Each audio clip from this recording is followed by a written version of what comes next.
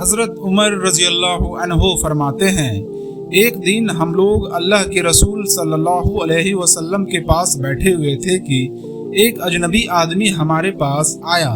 اس کے کپڑے بہت سفید تھے، بال بہت کالے تھے، اس پر سفر کا کوئی اثر نہیں تھا اور ہم میں سے کوئی اسے جانتا بھی نہیں تھا۔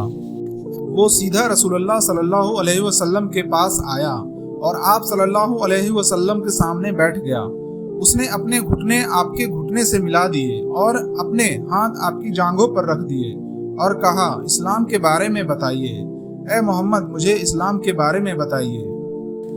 رسول اللہ صلی اللہ علیہ وسلم نے فرمایا، اسلام یہ ہے کہ تم گواہی دو کہ اللہ کے سوا کوئی معبود نہیں اور محمد صلی اللہ علیہ وسلم اللہ کے رسول ہیں، نماز قائم کرو، زکوٰۃ دو، رمضان کے روزے رکھو، یدی سامرتھ ہو تو حج کرو۔ وہ آدمی بولا، آپ نے سچ کہا۔ عمر رضی اللہ عنہ فرماتے ہیں، ہمیں حیرت ہوئی کہ وہ سوال بھی کر رہا ہے اور صحیح بھی ٹھہرا رہا ہے۔ پھر اس نے کہا، مجھے ایمان کے بارے میں بتائیے۔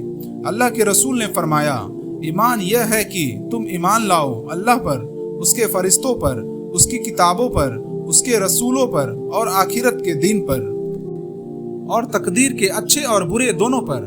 اس نے کہا، آپ نے سچ کہا۔ احسان کیا ہے؟ پھر اس نے پوچھا، مجھے احسان کے بارے میں بتائیے۔ نبی صلی اللہ علیہ وسلم نے کہا، احسان یہ ہے کہ تم اللہ کی عبادت اس طرح کرو جیسے کہ تم اسے دیکھ رہے ہو، اور یدی تم اسے دیکھ نہیں سکتے تو یہ یقین رکھو کہ وہ تمہیں دیکھ رہا ہے۔ قیامت کے بارے میں بتائیے۔ پھر اس نے پوچھا، قیامت کب آئے گی؟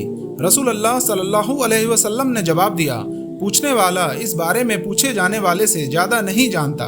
پھر اس نے کہا، تو اس کی کچھ نشانیاں بتائیے۔ آپ صلی اللہ علیہ وسلم نے فرمایا، نشانیاں یہ ہوگی، ایک لونڈی اپنے مالکن کو جنم دے گی۔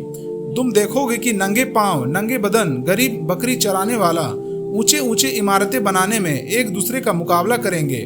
پھر وہ آدمی چلا گیا۔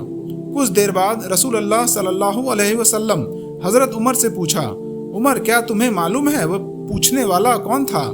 حضرت عمر نے بولا، اللہ اور اس کے رسول ہی بہتر جانتے ہیں۔ آپ رسول اللہ صلی اللہ علیہ وسلم نے فرمایا، وہ جبریل تھے، وہ تمہیں تمہارا دین سکھانے آئے تھے۔